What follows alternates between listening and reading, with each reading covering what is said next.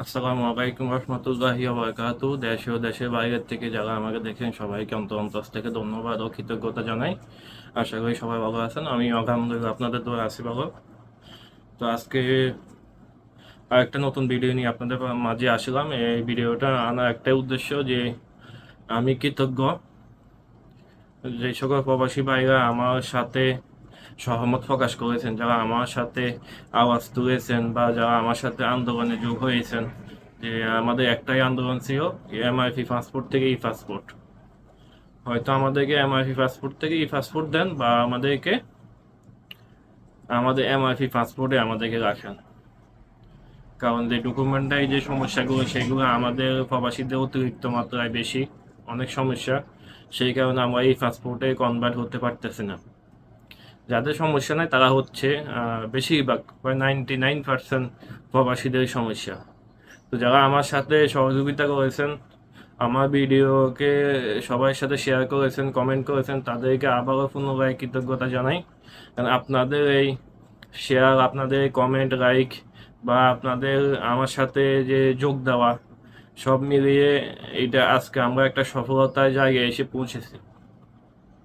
কারণ কেন আমি সফলতা বলবো, কেন আমি বলবো যে সফল হয়েছি, হয়তো এখনো 100% সফল হই নাই, কিন্তু 99% সফল হয়েছি। কেন আমি এই কথা বলতেছি, সেটা কারণ হচ্ছে যে গত ভিডিওতে আমি বলেছি যে একটা ভিডিও আপনাদেরকে ভিডিও ক্লিপ দেখাইছি ডক্টর আসিফ নজরুল স্যারের, যিনি বর্তমানে বাংলাদেশ সরকার আইন উপদেষ্টা। তো ওনার ক্লিপ দেখে সবাই বুঝতে পারছেন যে আমাদের মেসেজ, আমাদের কমেন্ট, আমাদের কথাবার্তা তাদের কান পর্যন্ত পৌঁছাইছে। তারা আমাদের যে সমস্যা এটা নিয়ে তারা অবগত। উনি এটা প্রকাশ করেছে যে বেশিরভাগ প্রবাসীদের বেশিরভাগ প্রবাসী এমআরপি পাসপোর্টে থাকতে চায়, তারা এই পাসপোর্টে কনভার্ট, এই পাসপোর্টে যেতে চাচ্ছে না। সেটা কারণ, সেটা কি সমস্যা সেটা উনি বলেন নাই। উনি বলছে যে আপনারা বুঝে নেন। কারণ ওইটা সমস্যা আমরা বুঝি, যেহেতু উনি বলে নাই, আমি আপনার বলতেছি। ওইটা একটাই সমস্যা যে আমরা অতীতে যারা বিদেশে আসছে আমরা দালালের মাধ্যমে পাসপোর্ট বানাইছি বা দালালের প্রতারণার শিকার হয়েছি। অতীতে যে পরিমাণ দালাল ছিল, আপনার দালাল ছাড়া কোনো কাজ করা সম্ভব হইতো না। ওইটা ডক্টর আসিফ নজরুল স্যারও জানে, আমাদের বাংলাদেশের মানুষ সবাই জানে যে বিগত দিনে দালাল ছাড়া কোনো কাজই হইতো না। তাই দালালের মাধ্যমে করার কারণে আমরা এই সমস্যা, বর্তমানে এই সমস্যার সম্মুখীন হচ্ছি। সেই জন্য উনি এই কথাটা বলে নাই যে কি সমস্যা কি কারণে, সেটা আর নাই বলে উনি কথাটা এইভাবে ঘুরাই নিছেন আর কি। তো উনি বলছে যে আমরা প্রবাসীদের সমস্যা নিয়ে আমরা অবগত আছি। আমরা চাচ্ছি যে আধুনিক বিশ্বে আমরা ই পাসপোর্টে কনভার্ট হওয়ার জন্য। এখন যেহেতু কিছু কিছু প্রবাসীদের তারা এমআরপি পাসপোর্টে থাকতে চাইতেছে, সেটার একটাই কারণ তাদের জন্ম নিবন্ধন বা এনআইডি কার্ডের সাথে এমআরপি পাসপোর্টে মিল নেই। তো উনি বলছে যে আমরা এটাতে অবগত আছি, মানে আমরা এটা নিয়ে চিন্তা করতে আছি। তো অবশ্যই আমাদের আন্দোলন, আমাদের আওয়াজ, প্রত্যেকের জায়গা থেকে আওয়াজ তুলেছেন বিদায় আজকে তাদের পর্যন্ত এই, মানে এই সংবাদটা পৌঁছেছে যে আমাদের আমাদের আসলে চাওয়াটা কি। উনি বলছে যে আমরা সবাই মেসেজ কমেন্ট দেখি, মানুষ প্রবাসীরা হয়তো ভাবে আমরা তাদের কথাবার্তা শুনি না। আমার এখানে এসে অনেকে মেসেজ কমেন্ট করেছে, মানে কমেন্ট করেছে, লাইক কমেন্ট শেয়ার করেছে বা তাদের মতামত জানিয়েছে, সেগুলো আমি প্রতিনিয়ত দেখি এবং কি পড়ি। ডক্টর আসিফ নজরুল স্যার এই কথা বলেছেন। তো আমি অনেক ভিডিওতে আপনাদেরকে বলেছিলাম যে যে বাংলাদেশ সরকারের যে বিভিন্ন মেইন জায়গা আছে ওইখানে গিয়ে আপনারা কমেন্ট করুন, আমাদের সমস্যাটা ওইখানে গিয়ে তুলে ধরুন। তো আপনারা অবশ্যই হয়তো আমার কথা শুনেছেন বিদায় ওইখানে গিয়ে আওয়াজ তুলেছেন। আমি বিগত কয়েক ভিডিওতে বলছি আপনারা ওইসব জায়গায় গিয়ে কমেন্ট করুন।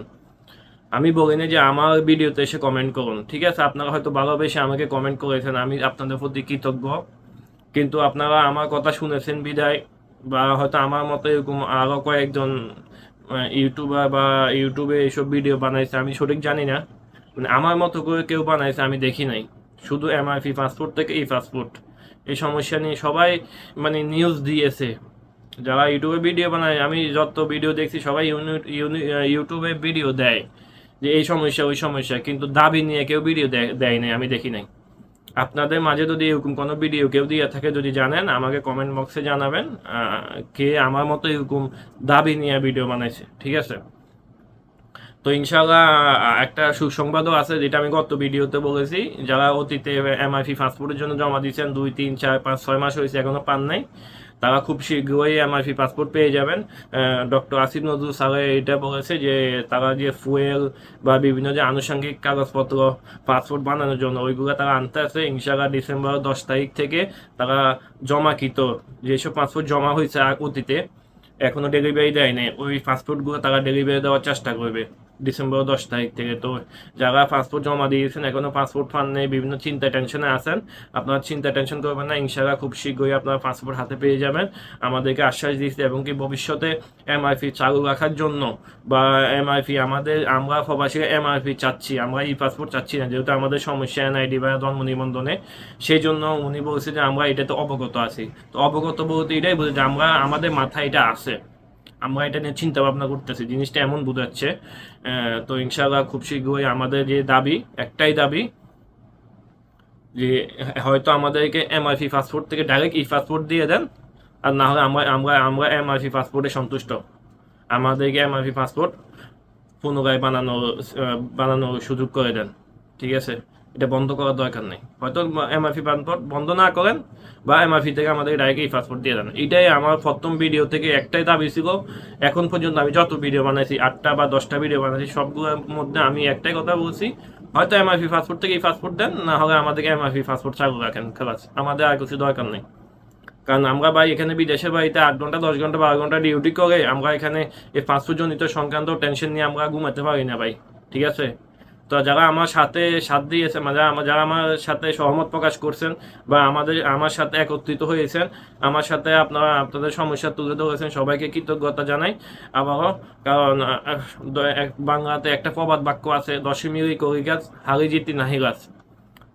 10 জনে কাজ করলে এটা খুব তাড়াতাড়ি, অনেক মানুষ একসাথে কাজ করলে, অনেক মানুষ একসাথে আওয়াজ তুললে অবশ্যই আমাদের দাবি মানতে বাধ্য হবে ওরা, ঠিক আছে? কারণ আমরা চাই না যে আমরা পাসপোর্ট জনিত কোনো সমস্যা হয়। এক ভাই গত আগে কমেন্ট করছে যে তার বাবা অতীতে মানে অন্য একজনের পাসপোর্ট দিয়ে সৌদি আরব আসছে, এখন উনি পুরো পাসপোর্ট এনআইডি কার্ড অনুযায়ী করতে গেলে পুরো পাসপোর্ট চেঞ্জ করতে হবে। পুরো পাসপোর্ট চেঞ্জ করা কি সম্ভব? পুরো পাসপোর্ট চেঞ্জ করতে একটা মানুষের চেঞ্জ হয়ে যায়, মানে আমার সব অতীত চলে গেল, আমি নতুন আরেকটা অতীতে ভবিষ্যতে চলে আসলাম। তো আমি মনে করি এমআরপি পাসপোর্ট চালু রাখলে তারা তাদের পাসপোর্ট নিয়ে তারা কন্টিনিউ করবে, ভুল থাক সঠিক থাক যাই থাক, তাদের অতীতে পাসপোর্ট নিয়ে তারা সামনের দিকে কন্টিনিউ করবে। হয়তো এমআরপি পাসপোর্ট রানিং রাখুন, বা এমআরপি থেকে ডাইরেক্ট যেভাবে এমআরপি আছে ওইভাবে এই পাসপোর্ট দিয়ে দেন, যাতে আমাদের বিদেশের মাটিতে ভিসা সংক্রান্ত কোনো সমস্যা না হয়। এখানে 12 ঘন্টা ডিউটি করে হয়তো অনেকে সপ্তাহে একদিন ছুটি আছে, অনেকের সপ্তাহে ছুটি নেই। এই ভিতরে যদি সময় সুযোগ করে আমাদের এম্বাসিতে বা যাওয়া, যাতে এত দৌড়াদৌড়ি করার সময় নেই ভাই। তা আমরা টেনশন মুক্ত থাকতে চাই, ইনশাআল্লাহ বাংলাদেশ সরকার আমাদের এই কথাগুলো আমলে নেবেন।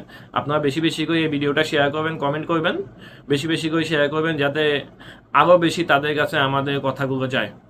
তো ধন্যবাদ। আসসালামু আলাইকুম রহমতুল্লাহি ওয়া বারাকাতুহু। সবাই ভালো থাকবেন।